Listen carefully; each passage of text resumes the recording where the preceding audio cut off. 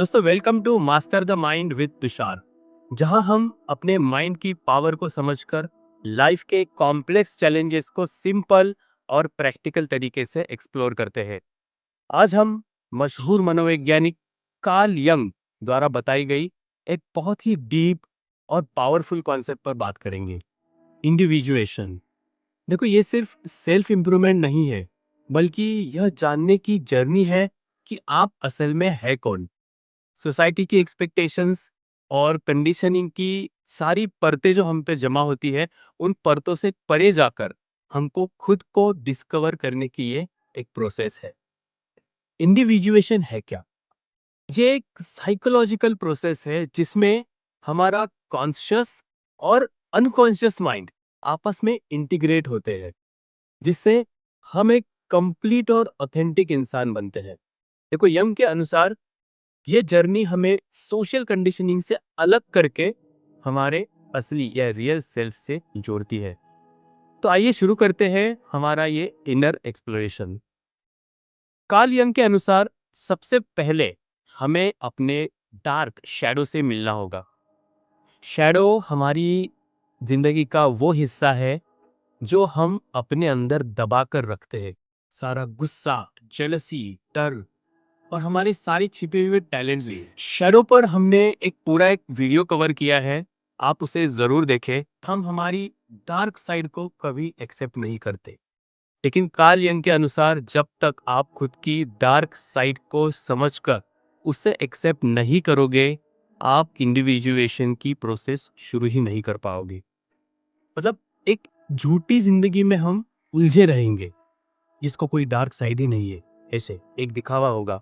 तो शैडो को इग्नोर करने से एंजाइटी, सेल्फ डाउट और सेल्फ सैबोटाइजिंग बिहेवियर का एक पैटर्न होता है, वो बढ़ने लगता है।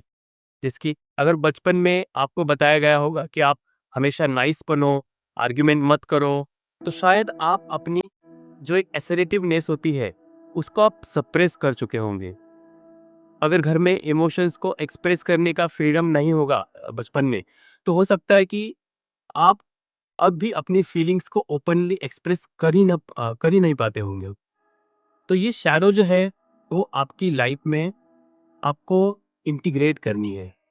उसको इंटीग्रेट कैसे करें? एक तो आप शैडो की जर्नलिंग लिख सकते हैं। सबसे पहले हमको समझना होगा कि क्या डार्क साइड है हमारी। तो ऐसे लोग या ऐसी क्वालिटी नोट करें जो आपको बार बार इरिटेट करती है, ट्रिगर करती है। सोचे, क्या ये वही चीजें हैं जो मैं खुद में डिने कर रहा हूँ, नहीं चाहता हूँ। और खुद को डीपली एनालाइज करें। कभी क्रिएटिव एक्सप्रेशंस भी आप ट्राई कर सकते हैं, जैसे कि आर्ट है, राइटिंग है। इन सब के द्वारा, इन सब के माध्यम से आपकी जो सप्रेस्ड इमोशंस है, उनको बाहर ला सकते हैं। खुद से ओपनली बात करें। अपने सारे नेगेटिव एस्पेक्ट्स को लिखकर एनालाइज करके आप अपनी शैडो को समझ सकते हैं। उसके बाद आता है स्टेज नंबर 2, पर्सोना। आपका जो पर्सोना है उससे आगे बढ़ना है। पर्सोना मतलब एक सोशल मास्क होता है। देखो, पर्सोना वास्तव में एक व्यक्ति नहीं है, लेकिन जिसे वह स्वयं तथा अन्य लोग भी उस व्यक्ति वो व्यक्ति है ऐसे ही समझते हैं। ये कार्ल यंग ने बताया था। एक पर्सोना एक मास्क है जिसे हम सोसाइटी में फिट होने के लिए हमेशा पहनते हैं। देखो, ये जरूरी भी है, लेकिन अगर हम इससे बहुत ज्यादा जुड़ जाते हैं तो हमारी ऑथेंटिसिटी हम खो देते हैं। एक बिजनेसमैन जो कि एक बहुत बड़ा अच्छा लीडर है, जो खुद को कॉन्फिडेंट और अग्रेसिव शो करता है दुनिया के सामने, शायद अकेले में वो एंशियस हो सकता है।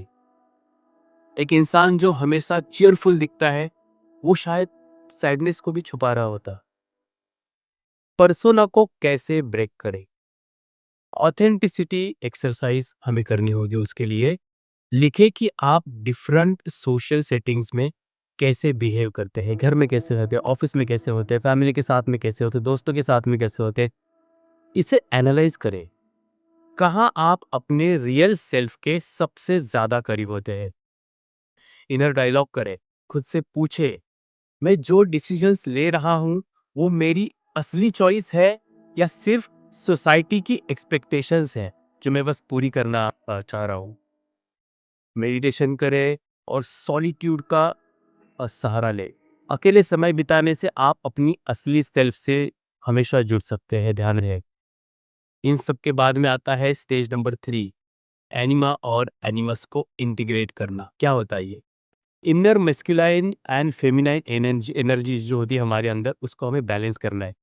The meeting of two personalities is like the contact of two chemical substance.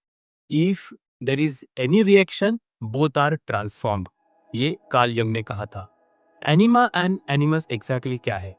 Enema पुरुषों का वो अनकॉन्शियस फेमिनाइन साइड होता है, जिसमें हम इसे हम इमोशंस, इंट्यूशंस या क्रिएटिविटी भी बोल सकते हैं। और एनिमस महिलाओं का वो अनकॉन्शियस साइड होता है जो मैस्कुलाइन होता है, जैसे कि लॉजिक है, डिसिसिवनेस है, स्ट्रेंथ है। हर इंसान में ये दोनों भी एनर्जी होती है और इन्हें बैलेंस करना सेल्फ ग्रोथ के लिए बहुत ज़्यादा ज़रूरी होता है। तो अगर कोई पुरुष अपनी इमोशंस को रिजेक्ट करता है, तो शायद रिलेशनशिप में वो स्ट्रगल करेगा। अगर कोई महिला है जो अपने डिसिसिवनेस को सप्रेस करते जा रही है, तो समझ लेना कि वो लीडरशिप रोल या मैनेजर रोल में लैक ऑफ कॉन्फिडेंस महसूस करेगी। एनिमा एनिमस को बैलेंस हमें कैसे करें? Express the opposite energy. अगर आप बहुत ज्यादा लॉजिकल है, तो क्रिएटिविटी और इमोशंस पे आपको काम करना पड़ेगा। अगर आप ओवरली इमोशनल है, तो लॉजिकल थिंकिंग और डिसीजन मेकिंग हमारा आपको डेवलप करना होगा। कभी कभी देखो, ड्रीम्स में भी अपोजिट जेंडर जो होता है, उसकी कैरेक्टरिस्टिक जो होती है, वो हमारी खुद की एनिमा या एनिमस को रिफ्लेक्ट करती है। तो अपने सपनों को अच्छे से समझने की कोशिश करें। सिंबॉलिक एक्सप्लोरेशन भी आप कर सकते हैं, जैसे कि ऐसी कुछ कहानियां, फिल्में या मिथ्स हम एक्सप्लोर करें, जिसमें मैस्कुलाइन या फेमिनाइन आर्कटाइप को समझने के लिए हमको मदद हो। तो दोस्तों, फाइनली ये सब करने के बाद आता है स्टेज नंबर 4, सेल्फ बनना, होलनेस को अचीव करना। देखो, wholeness is not achieved by cutting off portions of our life, but by integration of the contraries. That's what said by Carl Jung. Self क्या है? सेल्फ आपकी पूरी साइकी का totality है, जहां आपका कॉन्शियस और अनकॉन्शियस बैलेंस में होता है। ये साइकोलॉजिकल पीस, ऑथेंटिसिटी और पर्पस की एक स्टेट होती है। एग्जाम्पल के लिए अगर बताऊं, तो एक ऐसा इंसान जिसने अपने शैडो को, पर्सोना को और एनिमा एनिमस को इंटीग्रेट कर लिया है, वो अपने फियर्स, सोसाइटी की कंडीशनिंग, इन सब से कंट्रोल नहीं होता। वो एक deep sense of inner peace और क्लैरिटी में होता है, और वो उस क्लैरिटी को महसूस कर सकता है। सेल्फ बनने के लिए हमें एग्जैक्टली क्या करना चाहिए? माइंडफुलनेस एंड सेल्फ रिफ्लेक्शन की हमें प्रैक्टिस करनी चाहिए।